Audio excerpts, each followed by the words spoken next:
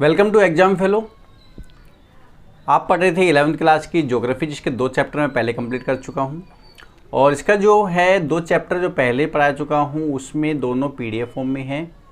और अब से हम जो है बोर्ड पे शुरू करेंगे, जिसकी वजह से आपको जो है हर टॉपिक आराम से क्लियर हो जाए।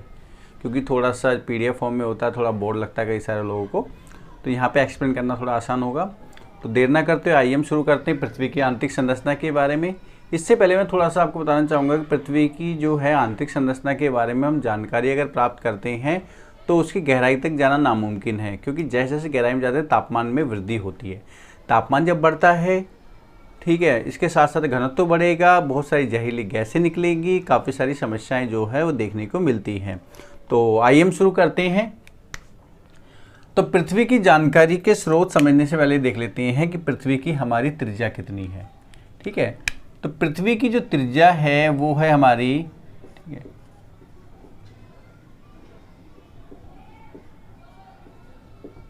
पृथ्वी की त्रिज्या है हमारी 6370 किलोमीटर। ठीक है, ये हमारी पृथ्वी की त्रिज्या है। और इतनी गहराई तक जाना संभव नहीं है, क्योंकि जैसे गहराई में हम जाते हैं लगभग 32 मीटर के बाद में 1 डिग्री सेल्सियस तापमान जो है वो बढ़ने लगता है। तो ये प्रभाव पड़ता है। तो हम पृथ्वी की जानकारी के हम स्रोत समझ लेते हैं कौन कौन से हैं। तो पृथ्वी की जानकारी के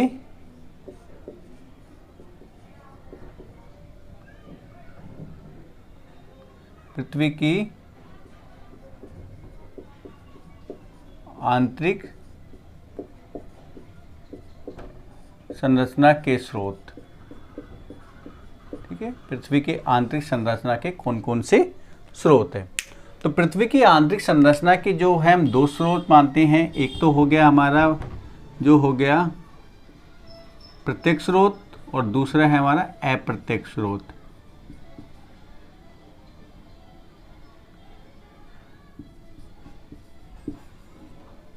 ठीक है, प्रत्यक्ष स्रोत और अप्रत्यक्ष स्रोत है। प्रत्यक्ष रूप से जानकारी जो है वो बहुत कम मात्रा में मिल पाई है, अप्रत्यक्ष रूप से जानकारी हमें जो है काफ़ी ज़्यादा मात्रा में मिल पाई है। तो पहले हम जो है इसका प्रत्यक्ष स्रोत के बारे में समझ लेते हैं कौन कौन से प्रत्यक्ष स्रोत है।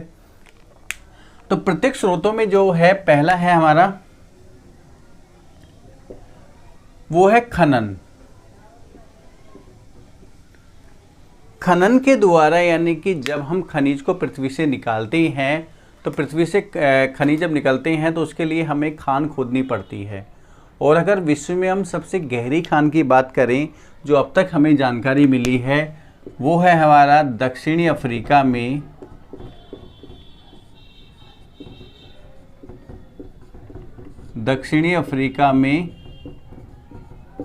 सोने की खान। सोने की जो खान है वो लगभग 4 किलोमीटर उसको अभी तक जो है वो खोदा गया है, सबसे गहरी खान मानी गई है ये। तो हमें यहाँ पे जो है 4 किलोमीटर की गहराई तक हमें जानकारी मिलती है, जो कि बहुत कम है 6370 किलोमीटर के अकॉर्डिंग अगर हम देखें। दूसरी जो हमें जानकारी प्राप्त हुई, दूसरी जो हमें जानकारी मिली, देखो ये तो था खनिज के आधार पे, क्या खनन के आधार पे, क्योंकि खनन के आधार पे जो है जितनी गहरी खानें थी उसके बाद में जो है वह जाना संभव नहीं था मनुष्य का, क्योंकि 4 किलोमीटर के बाद जाने के बाद में तापमान में बहुत ज़्यादा वृद्धि हो जाती है। तापमान के साथ में जो है बहुत सारी जहरीली गैसें भी निकलने लगती है। तो ये इसका पहला स्रोत था। उसके बाद की बात करें तो दूसरा है हमारा प्रवेदन। प्रवेदन यानी कि ड्रिलिंग जो है वो,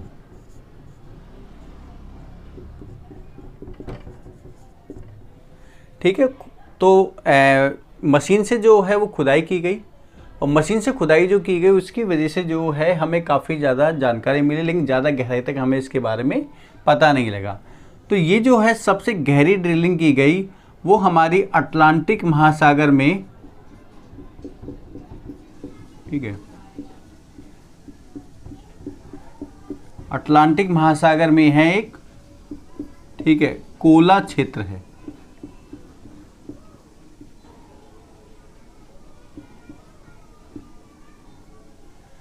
जहां पर लगभग 12 किलोमीटर तक 12 किलोमीटर गहराई में यहाँ पे ड्रिलिंग की गई और 12 किलोमीटर तक की जानकारी हमें इससे मिली। हालांकि इससे बहुत अच्छी जानकारी नहीं मिल पाई क्योंकि बहुत ज़्यादा जो है पृथ्वी की त्रिज्या है और 12 किलोमीटर पे हमें ये पता लगा कि जितनी ज़्यादा गहराई जा रहा है तापमान बहुत तेज़ी से बढ़ रहा है।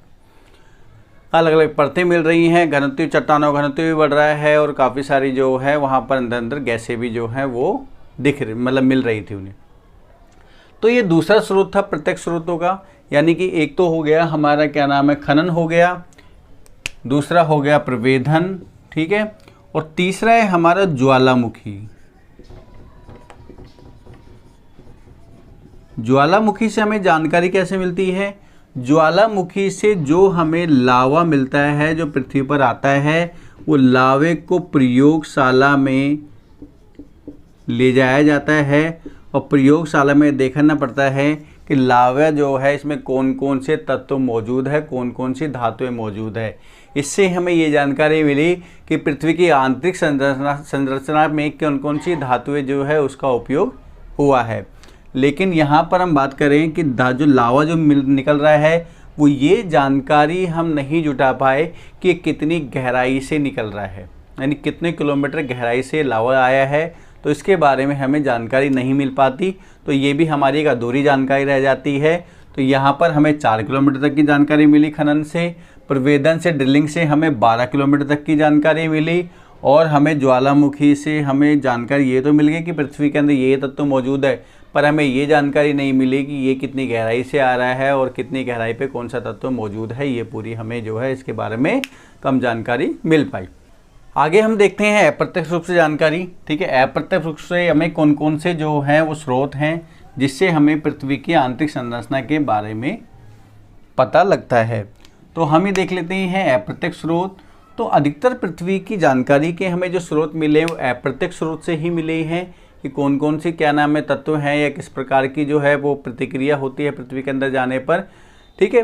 तो पृथ्वी के अंदर जाने पर सबसे इम्पॉर्टेंट चीज़, क्योंकि ये हमें जितनी भी जानकारी मिली है अधिकांश जानकारी वो हमारे प्रत्यक्ष स्रोतों के आधार पर ही हमें गणना करके अप्रत्यक्ष स्रोत से निकाली जाती है। तो इसमें सबसे इम्पॉर्टेंट चीज़ है वो है हमारा तापमान, ठीक है। इसके अलावा दबाव, ठीक है, और घनत्व। क्योंकि जितनी ज़्यादा हम गहराई में जाते हैं अप्रत्यक्ष स्रोत से हमें पता लगा कि 4 किलोमीटर के जानकारी लेने के बाद या 12 किलोमीटर की जानकारी लेने के बाद में जितनी हम गहराई में जाएंगे तापमान में वृद्धि होती है, साथ साथ में चट्टानों में घनत्व जो है वो बढ़ता है।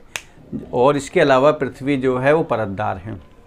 जैसे कि अगर हम कोई बोरिंग करते हैं, ठीक है, सबमर्सिबल या फिर बोरिंग करेंगे तो उसमें हम देखते हैं कि जितनी जो है वो गहराई में जाएगा मिट्टी का कलर चेंज होता रहता है। एक एग्जाम्पल तौर पे आपको बता रहा हूँ जो हमारे आसपास घटनाएं देखने को मिलती है, या फिर हम कोई गहरा गड्ढा खोदते हैं वहाँ पर भी इस प्रकार की संरचना में मिलती है। तो सबसे अच्छा एग्जाम्पल बोरिंग की बात कर लेते हैं हम। जितना हम गहराई में जाएंगे उसमें देखेंगे कि उसमें जो है वो कणों का आकार जो है वो बदलता रहता है, साथ साथ में मिट्टी का कलर का आकार बदलता रहता है। जितनी हम गहराई में जाएंगे उतना ही क्या होगा कि हमारी जो चट्टानें वो संकुचित होती है, यानी उसका घनत्व जो है वो ज़्यादा होता है। और गहराई में जाएंगे तो तापमान में भी प्रवृत्ति देखने को हमें मिलती है। तो ये तापमान और दबाव, क्योंकि अगर गहराई में रहेंगे तो ऊपर की चट्टानों का दबाव बढ़ता है, दबाव बढ़ने से जो है उसका घनत्व भी कम हो जाता है। और हालांकि पहले से ही उसके अंदर ऐसे तत्व मौजूद है नीचे गहराई में जिसकी वजह से उन चट्टानों का घनत्व बढ़ जाता है। तो दोनों चीज़ें हैं, दबाव की वजह से भी घनत्व बढ़ रहा है और साथ साथ में उसके अंदर कुछ ऐसे तत्व हैं, ठीक है, मेटल्स के तत्व हैं जिसकी वजह से घनत्व वहाँ पहले से ऑलरेडी उसका ज़्यादा है। तो हमें जो है तापमान, दबाव और घनत्व के बारे में जानकारी मिलती है कि नीचे जाने पर तापमान में वृद्धि होती है, दबाव में वृद्धि होती है और घनत्व में भी वृद्धि होती है। इसके अलावा दूसरा हमारा जो है वो है उल्काएं। जो उल्का पिंड होते हैं पृथ्वी पर कभी कभार जो है पृथ्वी तक पहुंच पाते हैं, वो हमेशा पृथ्वी तक नहीं पहुंच पाते, क्योंकि पृथ्वी में जो है, जैसे अगर पृथ्वी की बात करें तो पृथ्वी के चारों ओर जो है उसका एक वायुमंडल है और जैसे ही उल्का जो है इसके अंदर प्रवेश करते हैं गुरुत्वाकर्षण बल की वजह से पृथ्वी अपनी ओर आकर्षित करती है, खींचती है और जब वायुमंडल के संपर्क में जैसे ही आते हैं ये क्या नाम है, जल जाते हैं। ठीक है जी, ये जल जाते हैं और जिसकी वजह से जो है पृथ्वी पर बहुत ही कम मात्रा में पहुंच पाते हैं कभी कभार। और जब ये पहुंचते हैं तो इनकी जब एक्सपेरिमेंट किया गया, इन पर जाँच की गई तो पता लगा कि ये पृथ्वी के जैसे ही पदार्थ से बने हैं। तो ये जो है बाहरी आवरण तो इसका जल जाता है, अंदर का जो पार्ट होता है वही उसके टुकड़े पृथ्वी पर कई बार पहुंच पाते हैं। तो उसके आधार पे जो है पृथ्वी के आंतरिक संरचना की हमें जानकारी मिलती है। इसके अलावा तीसरा हमारा है वो है गुरुत्वाकर्षण बल।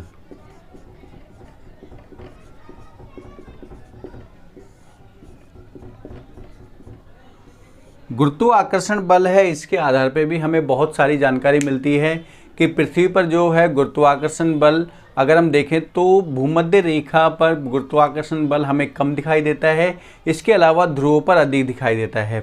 और ध्रुवों पर अधिक दिखाई देने का कारण क्या है कि हमारी पृथ्वी पूरी तरह से गोल ना होके वो जो है वो ध्रुवों की तरफ जो है वो चपटी है। यहाँ पे थोड़ी चपटी है और यहाँ पे जो है इस तरफ थोड़ी सी फैली हुई है यहाँ की अगर बात करें तो जिसकी वजह से केंद्र से भूमध्य रेखा की जो है दूरी ज़्यादा है। और यहाँ से हम बात करें ध्रुवों पर यानी नॉर्थ पोल हो गया, साउथ पोल हो गया, यहाँ पर हमारी जो है ये दूरी कम है। जिसकी वजह से यहाँ से अगर कोई व्यक्ति यहाँ पे खड़ा है तो यहाँ पर उसको गुरुत्वाकर्षण बल जो है वो कम महसूस होगा, लेकिन ध्रुवों पर खड़ा है तो गुरुत्वाकर्षण बल जो है वो अधिक महसूस होगा। तो ये भी जो है हम देखते हैं ग्रेविटी, यानी इसको इंग्लिश में हम कह सकते हैं ग्रेविटी। ठीक है, ग्रेविटी जो है वो हमें देखने को यह मिलती है। ग्रेविटी से हमें ये जानकारी मिल जाती है। यहाँ पे हमें जानकारी ये मिल जाती है कि पृथ्वी के जो गुरुत्वाकर्षण बल है अलग अलग स्थान पर अलग अलग होता है और वो डिपेंड करता है वहाँ पे चट्टानों में, घनत्व में, इसके अलावा जो है चट्टानों के अंदर कौन कौन से तत्व मौजूद है उसके आधार पे। तो उसके आधार पे जो है वो ग्रेविटी कम या ज़्यादा होती है। तो इससे भी हमें काफ़ी ज़्यादा जानकारी मिलती है। तो प्रत्येक स्रोत जो अप्रत्यक्ष स्रोत हमारे जो हैं दाब हो गया, ताप हो, घनत्व हो गया, उल्का हो गया, गुरुत्वाकर्षण बल हो गया। इसके अलावा हमें अगला अगर अप्रत्यक्ष स्रोत की बात करें तो वो है हमारा भूकंप।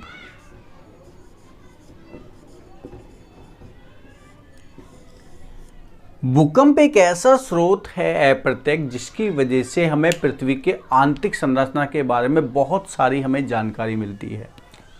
भूकंप से हमें ये आइडिया होता है कि कहाँ से ये जो है, क्योंकि भूकंप से हमें ये आइडिया होता है क्योंकि भूकंप जो है उससे बहुत सारी तरंगे निकलती है और तरंगे जो होती है अलग अलग माध्यम से गुजरने के बाद में अपना अलग अलग प्रभाव छोड़ती है।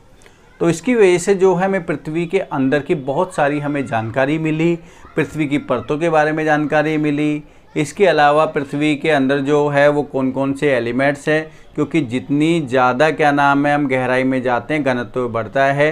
तो इसका मतलब वहाँ पर कोई ऐसी जो है धातुएं हैं या ऐसे जो है चट्टानें हैं जिनका घनत्व पहले से ही काफ़ी ज़्यादा है। ठीक है, इसके अलावा जो है कहाँ पर ठोस पार्ट है, कहाँ पर जो है लिक्विड पार्ट है, इसकी भी हमें जानकारी जो है वो हमें जो भूकंप से मिलती है। तो जो भूकंप जो है अर्थक्वेक है इसके बारे में हम नेक्स्ट वीडियो के अंदर पढ़ेंगे। और क्योंकि ये एक थोड़ा सा बड़ा टॉपिक है और अभी मैं इस वीडियो में कराऊंगा तो ये वीडियो बहुत बड़ी हो जाती है, इसकी वजह से हम जो है इसका जो टॉपिक है ये सेपरेट एक अलग से वीडियो बना दूंगा नेक्स्ट वीडियो, उसके अंदर जो है आपको सब चीज़ें मिल जाएगी। मैंने जो है कोशिश ये की है कि आपके सारे जो टॉपिक क्लियर हों और जिसकी वजह से आपको जो है अलग अलग बुक, अलग अलग रेफरेंस बुक या फिर आपको जो है कोई भी अलग मटेरियल लेने की आवश्यकता ना पड़े, आपको एक ही प्लेलिस्ट के अंदर सारी चीज़ मिल जाए। तो आप चैनल पे जाएंगे तो आपको 11th क्लास के NCERT की प्लेलिस्ट होगी ज्योग्राफी की, तो उसमें आपको जो है 11th के सारे चैप्टर मिल जाएंगे और 12th के देखना चाहते हैं तो 12th के आपको सारे चैप्टर इसके अंदर मिल जाएंगे। तो ये वीडियो आज हम यहीं पे जो है स्टॉप करते हैं। उसके बाद नेक्स्ट वीडियो में आपको भूकंप की जितने भी हमारे जो हैं भूकंप की तरंगे हैं, इसके अलावा जो है भूकंप से क्या क्या प्रभाव होता है, इसके अलावा भूकंपीय छाया क्षेत्र के बारे में, ठीक है, तो ये सारे हम पढ़ेंगे। ठीक है।